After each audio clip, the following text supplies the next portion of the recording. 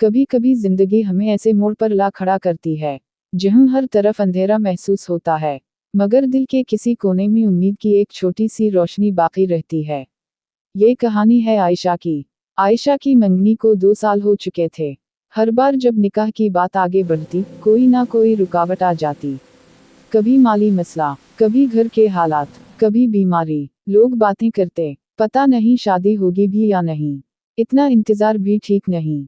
ये अल्फाज उसके दिल को जख्मी कर देते, मगर आयशा खामोश रहती। रात को जब सब सो जाते, वो अपने रब के सामने खड़ी हो जाती, आवाज आहिस्ता और जज्बाती करें, या अल्लाह, अगर ये रिश्ता मेरे हक में बेहतर है तो रास्ते आसान कर दे, और अगर नहीं तो मेरे दिल को राजी कर दे।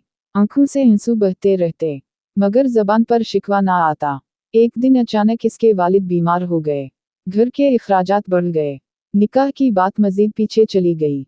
ऐसा लगता था जैसे आजमाइश खत्म होने का नाम ही नहीं ले रही।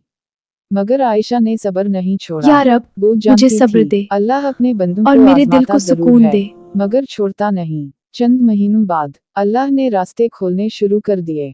वालिद को अच्छा काम मिल गया, घर के हालात बेहतर होने लगे, और उसी दौरान इसके मंगेतर को भी अच्छी नौकरी मिल गई।